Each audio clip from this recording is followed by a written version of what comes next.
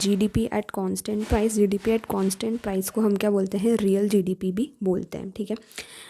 The total monetary value of all the goods and services produced in the domestic territory of a country during a year, ठीक है। अब यहाँ तक जो definition है हमारी वो कैसी है, सेम एज इट इज़ हमारी नॉमिनल जीडीपी जैसी ही है, ठीक है, जीडीपी एट करंट प्राइसेस जैसी है।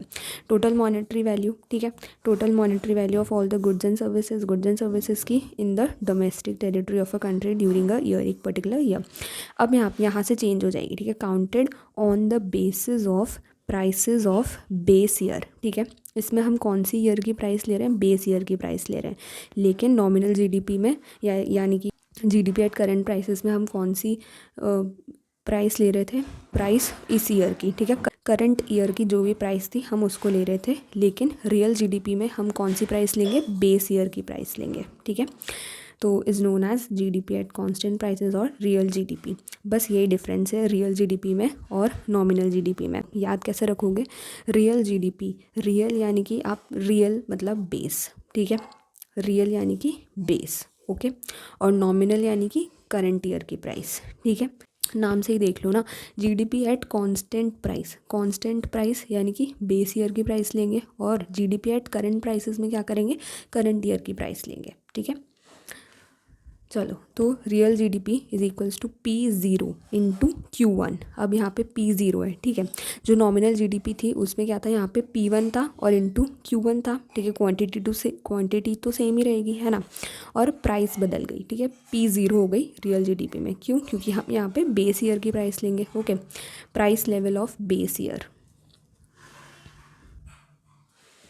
Price level of base year, इसको हम P0 बोलेंगे। P0 multiplied by Q1, Q1 क्या है हमारा, quantity of production, okay. Real GDP is directly proportional to Q1, ठीक है। यानी कि अगर क्वांटिटी बढ़ेगी तो रियल जीडीपी भी बढ़ेगी, क्वांटिटी अगर कम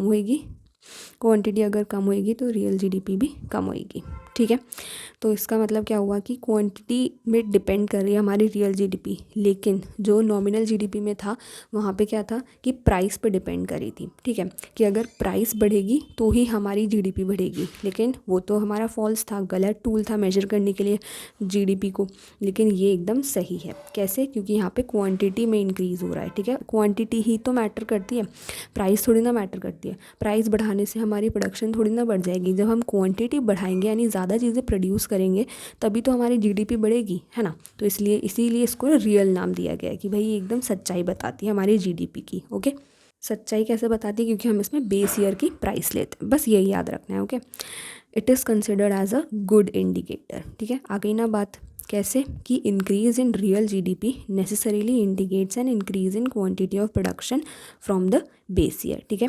अब बेस ईयर आपको कैसे निकालना होगा, या तो वो अपने को क्वेश्चन में ऑलरेडी दे देगा, ठीक है, या फिर ये हो गया फर्स्ट पॉइंट। सेकंड पॉइंट क्या होता है कि जैसे आपको ना बहुत सारे ईयर की प्राइसेस दे दी जाएंगी, ठीक है। जैसे सपोज अपन को 4 ईयर की प्राइसेस दे दी जाएंगी, तो अब इसमें से बेस ईयर हमारा कौन सा हो जाएगा, जो फर्स्ट वाला होगा ना वो हमारा बेस ईयर हो जाएगा, ठीक है। उसी की प्राइस को हम लेंगे as a base year price.